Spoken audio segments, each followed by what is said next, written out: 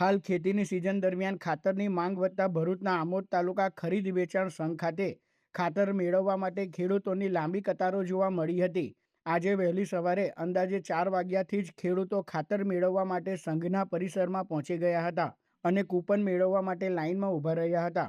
ખરીદ વેચાણ સંઘના મેનેજર ચંદુભાઈના માર્ગદર્શન હેઠળ ખેડૂતોને કૂપનનું વિતરણ કરાયું હતું। સરકાર દ્વારા ફાળવવામાં આવેલા કુલ 450 ગુણ ખાતરમાંથી 90 જેટલા ખેડૂતોને ખેડૂત દીઠ 5 ગુણ ખાતર ફાળવવાની વ્યવસ્થા કરવામાં આવી હોવાનું જણાવ્યું હતું। કાલે ઇફકો કંપનીમાંથી એક યુરિયાની ગાડી આવેલી છે અને આજે આ વિતરણનું કામ ચાલુ છે અને વિતરણમાં જે ખેડૂતો ઉભેલા છે એમને આપણે ટોકન નંબર આપેલા છે અને એક ખેડૂતને 5 યુરિયાની ગુણ પ્રમાણે ટોકન આપીને વિતરણનું કામ ચાલુ છે। કેટલા ગુણ આપવાની છે એક ખેડૂતને 5 કેટલી ગુણનો આપણો ટાર્ગેટ છે? સરકાર તરફથી કેટલી ફાળવણી કરવામાં ગાડીની ફાળવણી પ્રમાણે ગાડીમાં માલ આવે અને ખેડૂતની સંખ્યા પ્રમાણે ફાળવણી કેટલા ફાળવણી કરવામાં આવે સરકાર દ્વારા? 450 ની 5 પ્રમાણે। બીજી તરફ ખેડૂતોમાં ખાતરની અછત અને વહેલી સવારથી લાંબી કતારમાં ઊભા રહેવાની ફરજ પડતા અસંતોષ જોવા મળ્યો હતો।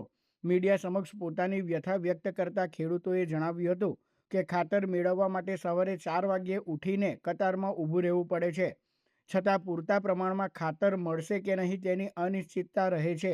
ખેડૂતોને પડતી આ મુશ્કેલીનો તાત્કાલિક ઉકેલ લાવવા અને પૂરતા પ્રમાણમાં ખાતરની ઉપલબ્ધતા સુનિશ્ચિત કરવા સરકાર અને તંત્ર યોગ્ય પગલાં ભરે તેવી માંગ કરવામાં આવી રહી છે। સાહેબ 4 વાગ્યાના આવેલા છે, ખાતર મળે કે કેમ નહીં ખાતર એ સમસ્યા છે। કેટલા વાગ્યાના ઉપેલા? 4 વાગ્યાના। કેટલા નંબર આવેલો છે અને કેટલી કૂપન કેટલા આપવાના છે ખાતરની ગુણ? 5 ગુણ આપે છે। 5 ગુણામાં શું થાય છે? ખેતી કરી અમારી સરકારને શું વિનંતી છે? ખાતર મળે અમે સાહેબ લાઈન ઉભા રહો, તમને ખાતર મળે વિનંતી છે વધારે। અમે 4 વાગ્યાના સાહેબ લાઈનમાં ઊભા છીએ કે ખાતર આવશે કે કેમ એ હજુ કઈ સમસ્યા ઊભી થયેલી છે ને ખાતર મળતું જ નહીં સાહેબ। તો ખાતર મળવા વિનંતી। કેટલા સમયથી ખાતર મળતું નહીં સાહેબ, આવીને લાઈનો મળે છે, લાઈનોમાં ખાતર મળતું નથી।